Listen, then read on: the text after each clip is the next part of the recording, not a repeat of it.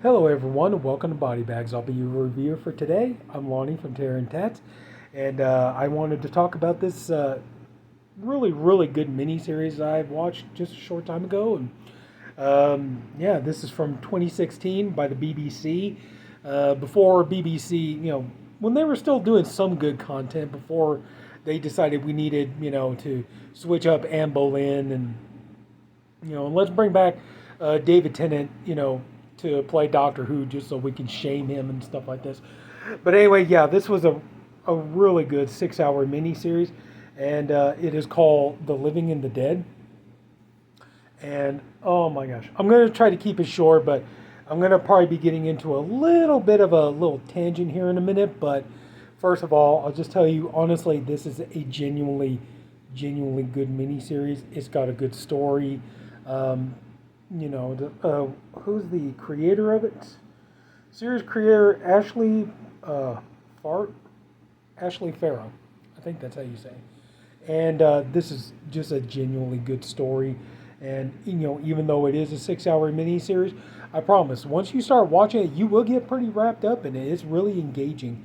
It's like it's long, but it doesn't like make you have to suffer through the whole runtime. The story is about this. Okay, it takes place, back in. Does it say what century? No, it doesn't.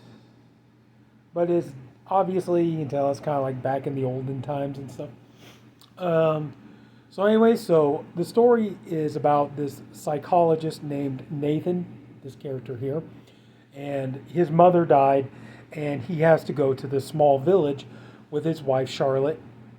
Now they're kind of known as, there is definitely kind of like a fish out of water element to this story because you have these, people who, they're used to basically big city life, and they come to this small village, and they go to Nathan's family farm and everything, and they're talking about, him and Charlotte, they're talking about the possibility. Do they want to try to keep the farm? Do they want to try to sell the farm? What do they want to do?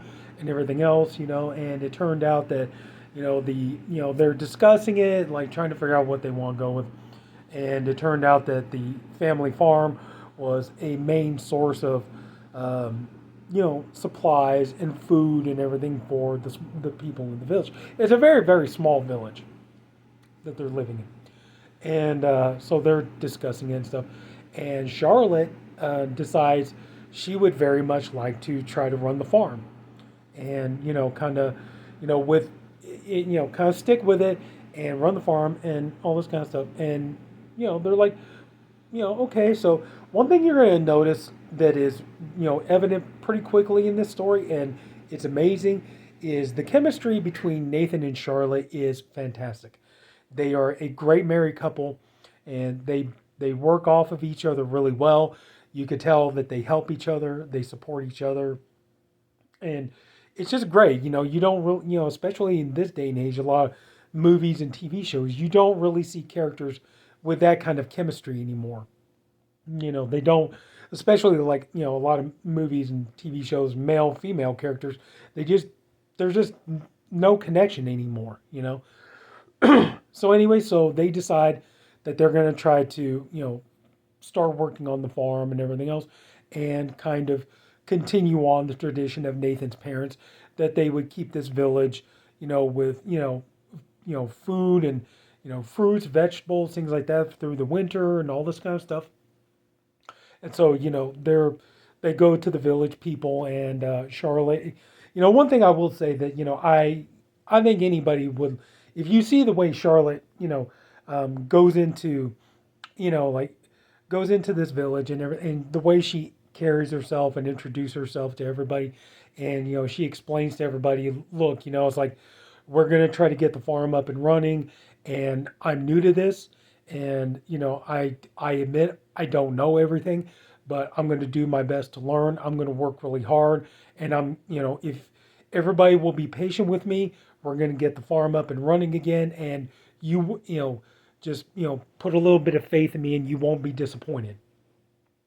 So it's just the way she does it. And yeah, there are a couple of people at first, like kind of like, I mean, of course, it's like the olden times, so Of course, you got some people, really, a woman running the farm and all that kind of stuff.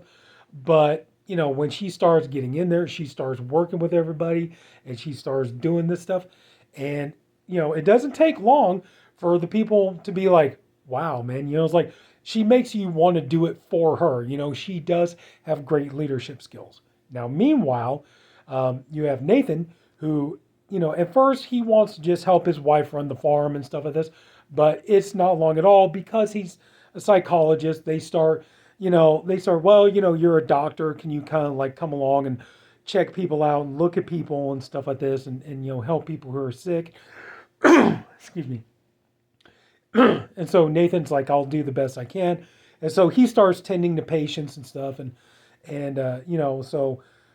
Charlotte's like, no, that's okay. Because, that's what we talked about. We're here to try to help the community in any way we can. But the problem is, therein lies, is that when Nathan starts trying to help the people in this village, it turns out that their problems are not just regular, like cold symptoms or anything like that. The problem is they're dealing with people who are being plagued by curses and ghosts, seeing demons and things like this. And it's like, with the episodes, he's taking on these different cases and he's trying to help people and save them from these ghosts and everything. And in the meantime, also too, we learned that Nathan was married before he married Charlotte, and that he had a son, and his son died in a drowning accident. And so he's carrying a lot of guilt about that. It's really weighing on his mind. And the problem is like he starts dealing with these, dealing with these people who are dealing with ghosts and demons and spirits and things like this. It's starting to take a toll on him, and he's starting to wear down, and it's messing with his mind and everything else. And he's starting to fall apart. Now he's staying strong as best as he can, but little bit by little bit, it's chipping away at him and all this kind of stuff.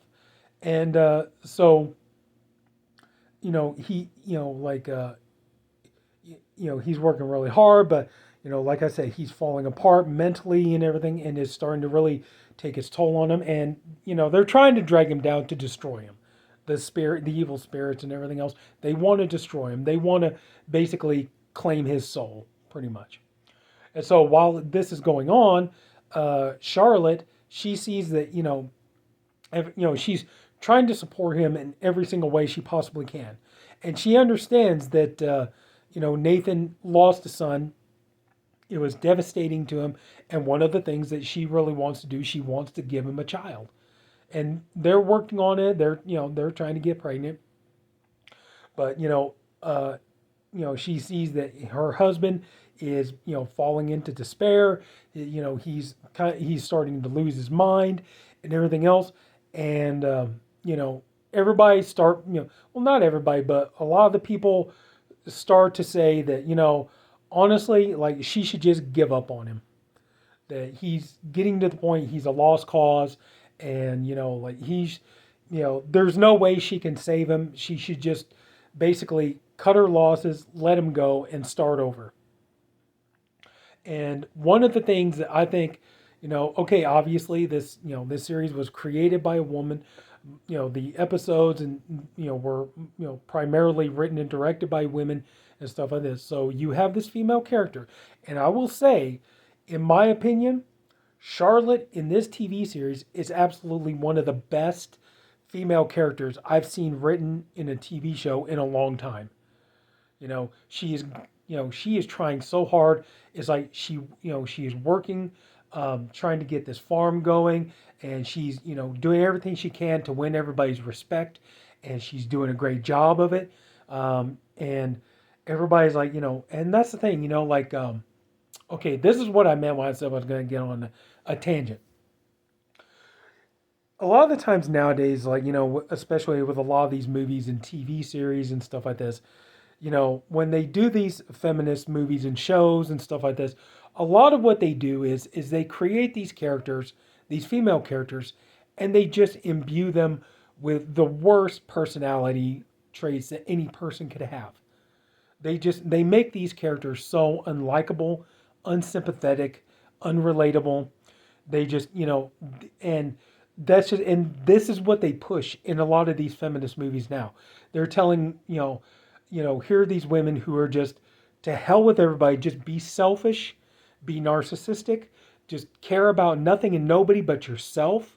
Just, I mean, like She-Hulk, that's a great example of it. She-Hulk gets superpowers, and she's in there, she's crapping all over somebody like Tony Stark.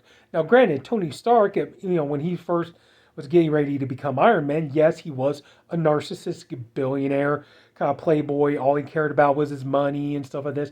But he started to realize he really wanted to start helping people and saving people's lives and try to turn his act around and start doing good for the world. And so you have this character who started off as someone who didn't care about anybody, and by the end of his character arc, this is a man who ends up, giving his life, sacrificing himself to save everybody else. Because he started caring about nobody to caring about everybody, and he sacrifices himself. So you got a character like She-Hulk who gets superpowers, and she's like, I don't want to do the work. I don't care. To hell with everybody. I don't care about people. I don't want to help anybody. I don't want to have to put any effort into it or any of that kind of stuff. But I still demand that I get the love and praise and admiration a superhero would get, even though I don't do anything to help anybody. And this is the kind of stuff that we're dealing with. This is a lot of the writing and stuff that we're getting in nowadays. We get these, selfish, obnoxious female characters that nobody can really relate to. Now, I mean, granted, they got away with it with Barbie, and personally, I think a lot of that had to do with just the fact that the advertising pretty much just straight up lied to everybody. So, oh, don't worry, it's this great fun movie. You go see it, and oh, it's a great fun movie. Everybody can enjoy it, and all this kind. And everybody went and watched. It was like, oh God, holy hell, the biggest piece of man-hating feminist propaganda ever made, and stuff like that. So I was like, try to see if you can get away with that with Barbie 2.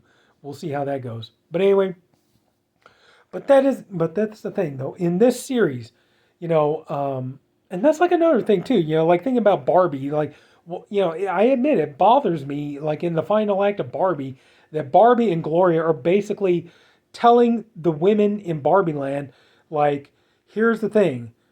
I want you to live your life the way I want you to live it. I want you to, you have to live up to my standards. You have to be what I want you to be and everything else, And and that's the thing, like in this series, they try to do that with Charlotte. Everybody's trying to tell her everybody's trying to make up her mind for her and trying to tell her what to do. And ultimately, it comes down to Charlotte saying, you know what? I'm a woman.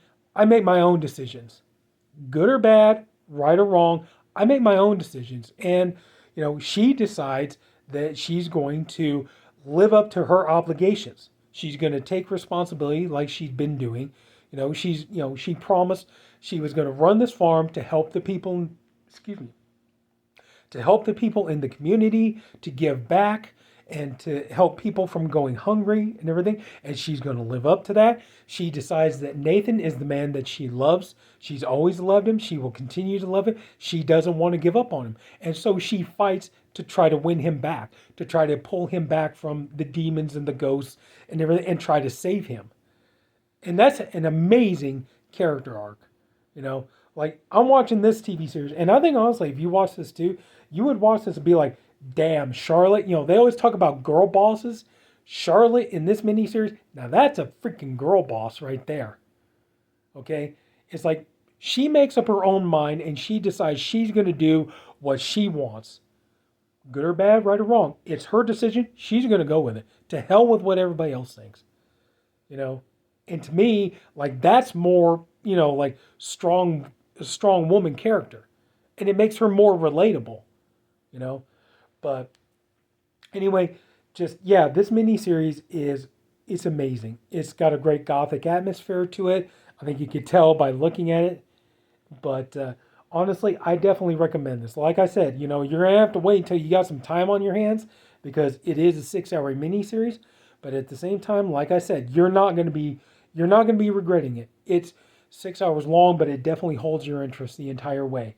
And I think that, the actors who play Nathan and Charlotte, they do an amazing job.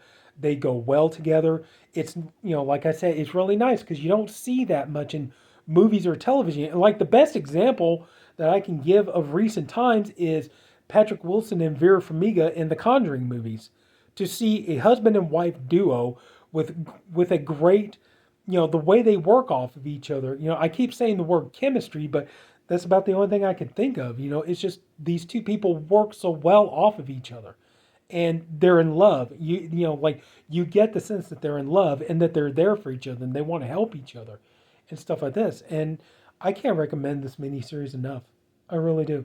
And that's the thing, like nowadays they keep doing this whole thing of, um, oh my God, you need to go to the movie theaters and you need to pay to watch every piece of crap that Hollywood churns out because if you don't, we're not going to get more crap, and stuff like that. And the way I feel about it at this point, it's like, you know what? I would much rather just kind of, take an alternate path, because I find gems like this. I'd rather just go the alternate route. Go out there, look around, see what I can find, you know. Try to find movies and shows that are interesting or at least sound interesting, And then once in a while, I'll come across a really, really nice, good gem of a TV series like this, you know. So it's like, I'd much rather do that than pay to see this crap that they're putting out now.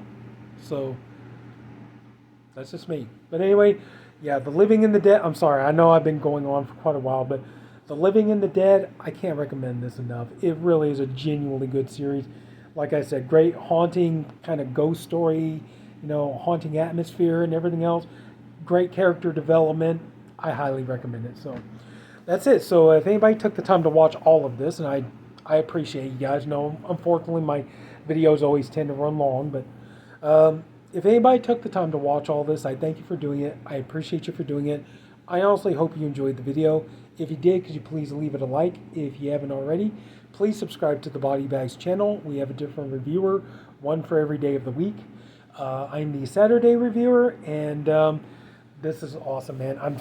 I'm happy to be part of this group, and we're in 2024 now. Hopefully, it's going to be a great year. Lots of fun reviews and fun stuff that we get to do. So, look forward to it. So, take care, everybody.